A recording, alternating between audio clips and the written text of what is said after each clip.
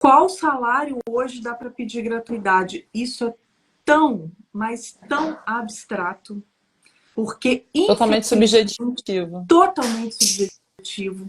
Infelizmente, cada juiz tem um pensamento, né? Não existe uma regra, não existe uma norma que traga objetivamente quais são os critérios. Eu acho que isso realmente é um grande problema, né? Porque deixa todo mundo perdido, ninguém sabe exatamente, né? Qual é o parâmetro? Seria realmente muito mais fácil. 3 salários mínimos? Eu acho que na maioria dos casos, 3 salários mínimos, os juízes costumam dar gratuidade, mas depende muito da situação. Quer Mas ver? ainda assim, você bem falou. Qual o critério? Não Ninguém tem. sabe. Ninguém sabe. Nem você que trabalha no judiciário, tu Eu, sabe. eu Não tem critério. posso contar, porque eu trabalhei, inclusive com o juiz, que é meu chefe, eu trabalhei com ele no gabinete por 4 anos. Então, eu posso te contar o que ele entende como critério. Por isso que eu estou te falando que é extremamente subjetivo. Ele chegava para a gente e falava assim: olha, aqui para mim, o que eu penso de gratuidade? Se a pessoa ganha até X reais, não precisa analisar mais nada, pode dar gratuidade. Ou se a situação é uma situação de urgência, a pessoa está sem o salário, porque o salário está bloqueado, ou uma questão de saúde, não sei o quê, pode dar gratuidade. Entendeu? Ele tem lá os critérios dele e Uma linha de passa isso corte. para a equipe, uma É. linha de corte. E aí o que foge a isso, aí normalmente a gente analisava, perguntava para ele: doutor, ó, a situação é essa, o que o senhor acha? Dá para deferir uma gratuidade aqui? Não dá? Aí ele olhava. Mas ele, pelo menos, analisava muito assim. E eu sei que muitos juízes analisam assim também. Ele via qual era o objeto da ação. Por exemplo, se você está entrando com uma ação que você Sem está dúvida. questionando um contrato de Sem financiamento de um carro de luxo. dúvida. Sem Olha dúvida. só. É, a gente fala, às vezes a gente fala isso pro cliente, o cliente não entende. Se você realmente acha, pela sua análise como advogado, você analisou os documentos, você acha que aquele cliente ali talvez faça realmente jus, eu te sugiro que além de você comprovar logo de início, quando você distribui a sua peça, os documentos, né, os contra-cheques e tal, você também coloque gastos.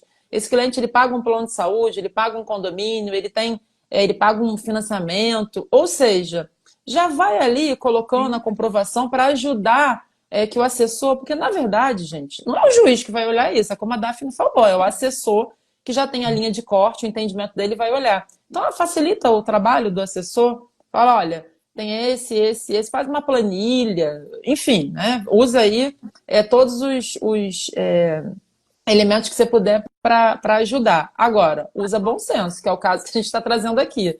Estou discutindo a prestação da minha BMW e quero gratuidade. Vai ficar difícil do juiz deferir gratuidade para você, sabendo que você está Claro, discutindo o financiamento de uma BMW. Então, assim, o bom senso também é conta fundamental, bastante. é fundamental. E a gente tem que lembrar também que você está falando, Aline, uma coisa que eu acho assim extremamente importante, que é o advogado já se adiantar nessa comprovação, nessa juntada de documentação, porque a gente sabe que pela lei é a declaração lá de hipossuficiência. Mas na prática, na jurisprudência, a gente tem visto cada vez mais essa exigência de documentação para comprovar a hipossuficiência. Exato. Esse assunto direto está lá nos tribunais superiores. Tem acórdão do STJ falando sobre essa necessidade de comprovação, né, em determinados casos. Então, muitos juízes, na prática é isso, gente. Na prática, se você não comprova de cara, se você não traz ali a documentação hábil a comprovar essa hipossuficiência, o juiz vai te intimar. E isso na prática, isso acontece o quê? Qual é a consequência disso? É um atraso enorme para o início da sua ação.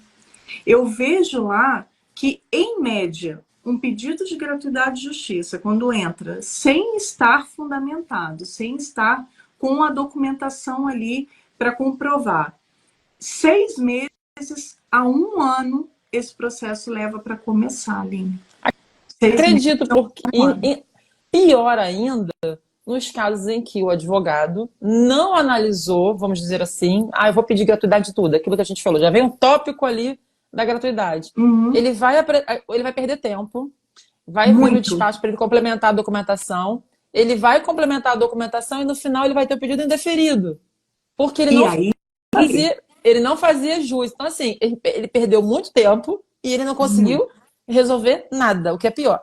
E ainda, se ele tem um pedido lá, um tópico lá já fixo na petição, é bem provável que ele não tenha visto o valor das custas, que ele não tenha passado a informação, porque ele também não tinha a informação. E a informação é péssima, porque, olha, daqui a um ano você chamar o cliente e falar, olha, o juiz indeferiu a gratuidade, como é que está o processo? É igual dizer, não está, né? como é que Ele tá? não, ele não tá. Tô. Ele não está, E a gente ainda vai ter que pagar X, Y, Z. E eu acho que o bacana do trabalho que você faz é porque a gente vê muita gente falando coisas erradas e ensinando errado. Ah, não, mas aí então você não paga as custas. Oi? Como é que é? Não paga? Não funciona assim. Não é assim que funciona. Você já movimentou a máquina do judiciário. Exatamente. Então E não isso funciona bem assim. é muito grave, gente. Explica isso aí, É porque eu muito vejo grave. muita gente falando assim, não, mas aí não paga e tá tudo certo. Não tá tudo certo, não. Deixa a Daphne Não explicar como tá, é que funciona. não tá tudo certo e eu vou te contar todas as consequências disso. É o seguinte, suponhamos que você tem uma situação como essa que a gente está te contando. Você entrou com a ação, pediu gratuidade de justiça, você não sabia o valor das custas, não avisou o seu cliente. Aí, depois de um ano de ação, você tem lá sua JG indeferida completamente e você é intimado para recolher as custas em 15 dias sob pena de cancelamento daquela distribuição, tá?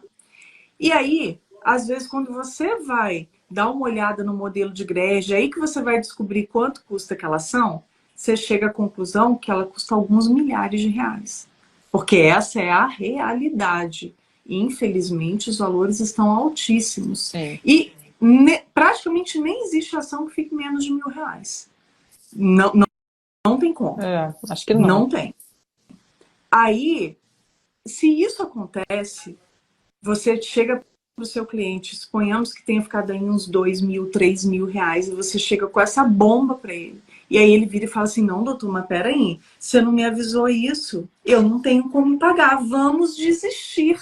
É isso que ele vai falar para você. Vamos desistir. E se você não sabe do que eu vou te contar agora, você vai cair numa furada enorme, que é o seguinte, desistir da ação não vai eximir o seu cliente do pagamento de custas.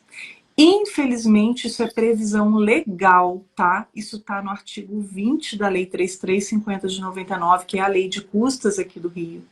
Tem um enunciado do Fundo Especial que reforça esse entendimento, é o enunciado número 24, ele traz exatamente o teor, né, do artigo. E é lógico que existem algumas câmaras no tribunal que têm um pensamento de exonerar o cliente dessas custas, mas é minoria. Então, você se fiar nisso é extremamente arriscado. Extremamente arriscado.